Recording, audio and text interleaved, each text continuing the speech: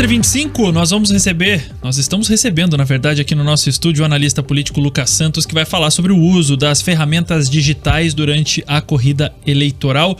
Lucas, já de antemão agradecendo a sua participação, a sua presença aqui nos nossos estúdios, uma ótima tarde. Boa tarde, Eduardo, boa tarde, Rafael e todos os ouvintes da Jovem Pan News Paraná.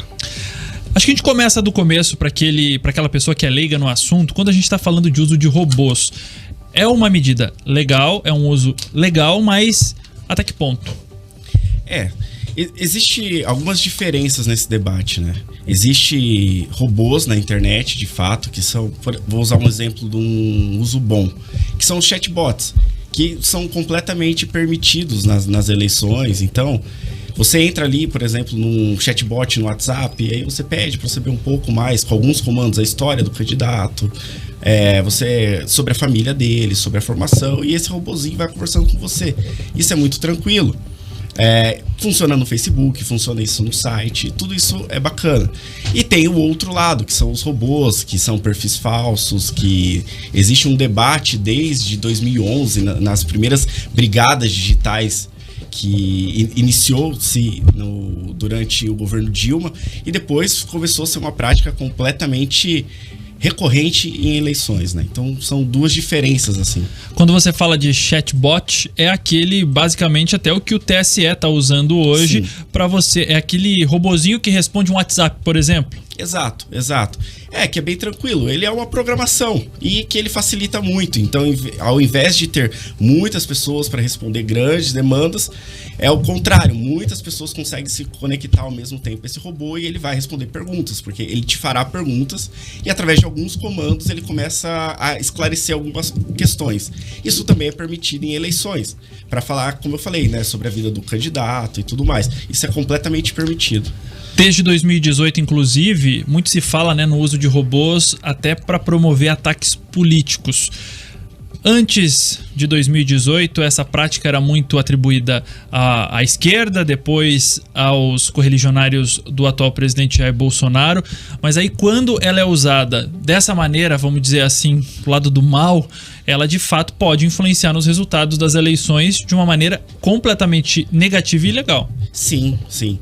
Em 2018, logo após as eleições, a FGV fez um estudo durante o período do dia 12 de setembro a 18 de setembro, ali na reta final do primeiro turno entre Jair Bolsonaro e Haddad. Eles constataram 5,3 milhões de tweets feitos por perfis que eram 712 mil perfis falsos, de ambos os lados. Geralmente eles usam esses perfis para ampliar o debate. Então, porque acaba ficando mais fácil. Eles foram sendo alimentados durante um bom tempo com aquela velha estratégia: me segue que eu sigo e posto um conteúdo e vai. Porque ele consegue se dar um comando para que um número determinado faça o disparo de uma narrativa, seja ela boa, ou seja propositiva, ou seja ruim, contra alguém. E após isso, aí começa a atingir pessoas reais que também começam a multiplicar, que daria muito mais trabalho se fosse apenas pessoas reais levando para frente aquela narrativa.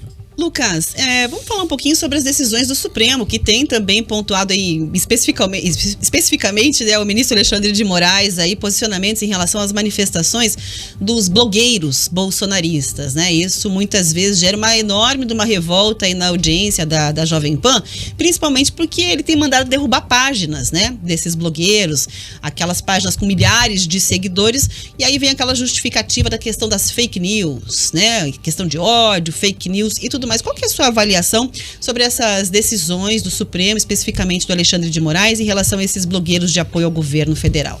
Olha, eu vejo sempre, quando se trata da questão do Supremo, ultimamente, eu tenho visto muito um lado só. Existem coisas que são faladas há muito tempo, por ambos os lados. Não estou fazendo uma defesa ao que foi dito pelo Daniel Silveira ou pelo Alan dos Santos, não.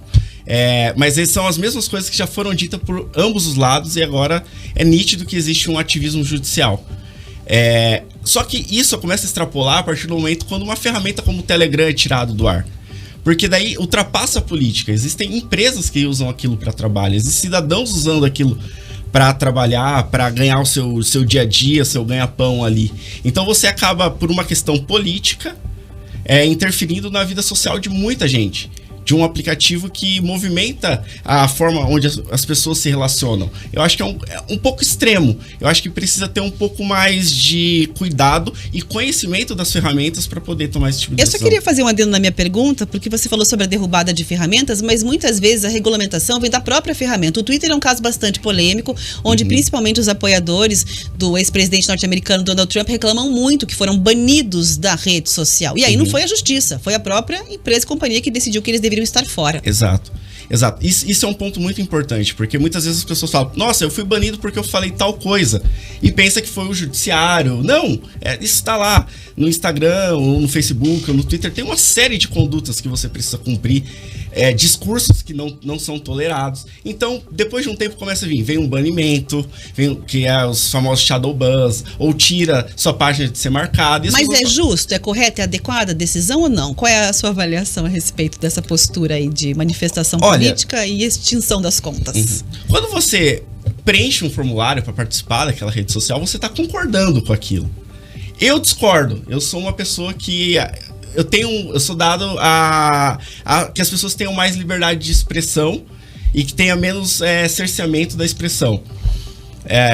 Só que você concordou com aquilo. Então, quando uma rede social toma essa decisão, eu acho que tá tudo certo. O grande problema é que quando você preenche um formulário ali para criar uma rede social, você não lê o que tá escrito ali. Isso que eu ia falar, as pessoas se revoltam porque as letras miúdas, elas sempre passam batido, né? Exato. Você só clica naquele grande, gigantesco formulário aceito e vida que segue. Exato, passa rapidinho. Você só vai lembrar dele na hora que acontece uma situação como essa citada pela Rafa aqui. Mas aí, se a gente for levar para prática todas essas situações, inclusive com o Daniel Silveira, as questões de queda de página, até mesmo os exemplos das eleições americanas, que nessa luta, né, Biden e Trump, e agora a esquerda, a direita no Brasil, vivendo essa polarização há tanto tempo, o que todos esses exemplos, Lucas, ensinam para os candidatos e também para quem vai entrar agora na disputa e na campanha de outubro?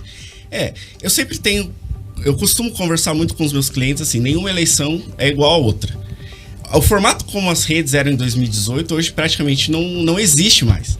Porque ao longo do tempo, as redes foram se adaptando. Então, em 2018, o WhatsApp encaminhava mensagem ilimitada. Hoje você só consegue encaminhar uma mesma mensagem para 5 contatos, você não consegue selecionar vários. Então, o efeito em cascata do WhatsApp mudou. O Facebook, em 2021, ele baixou o alcance de conteúdo político. Exatamente por conta de imaginar que o debate foi o que eles alegaram, muito odioso. Sim. Então, eles baixaram esse alcance. O Instagram vem insistindo na questão de tentar regular um pouco os discursos também, os extremos. Em 2018, por exemplo, as páginas eram verificadas a cada 60 dias para fazer uma pesquisa se existia perfis falsos, perfis inativos. Hoje é semanal. Então, que o Facebook, o Instagram passa varrendo essas páginas. Então, assim, já mudou muita coisa.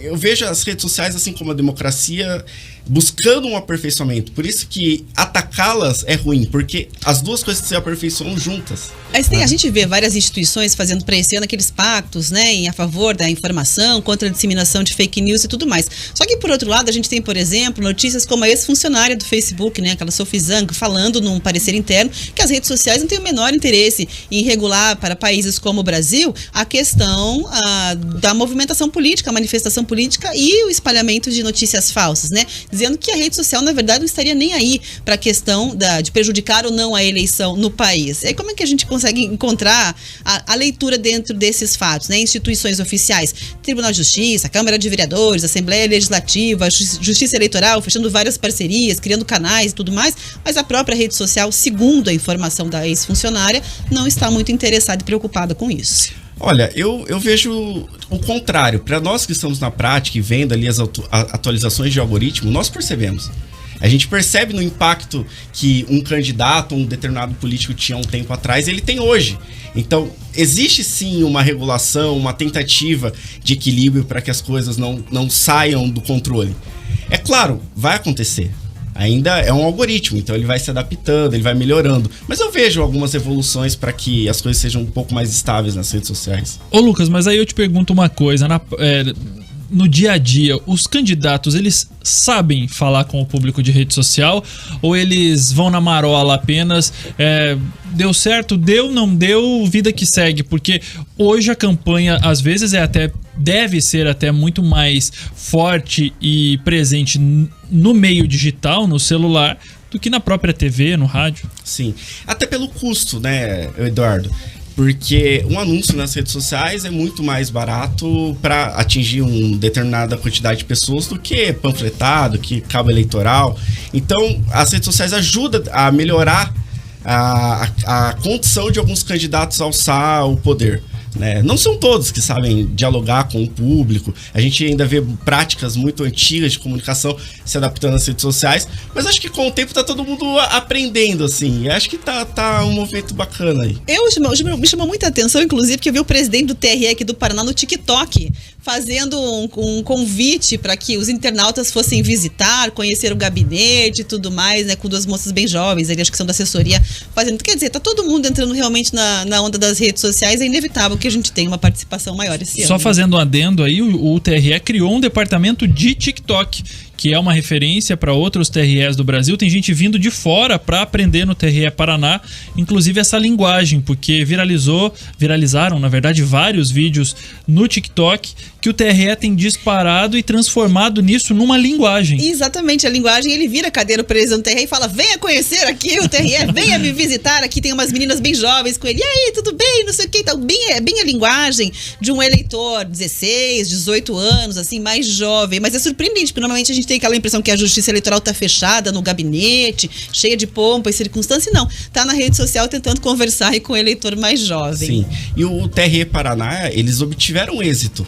O Paraná é um dos estados que mais conseguiu com que jovens tirassem título de eleitor. 125 mil para as eleições de outubro. Exatamente. Então eles conseguiram mobilizar. Na visão como analista político, eu acredito que eles fizeram a movimentação certa. Eles foram para onde esse jovem estava. Não adiantava fazer uma campanha quadradona num canal onde eles não estão. Não, eles foram para onde eles estão. Então é válido. Às vezes extrapola um pouco, mas aí é uma questão, como eu falei, ponto de vista, as redes sociais é um grande aprendizado. Eu acho que tá todo mundo aprendendo junto isso. Ó, pra você que tá aí, ó, tô mostrando na nossa live, quem tá na nossa live, o canal do TRE no TikTok, inclusive, olha só,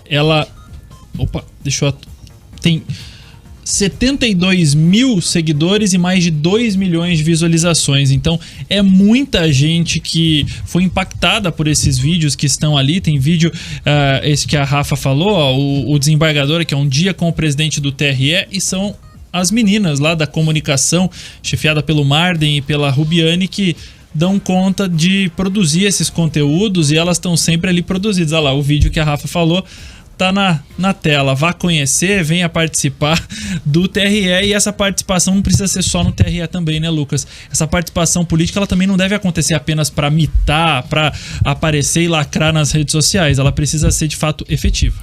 Sim, com certeza.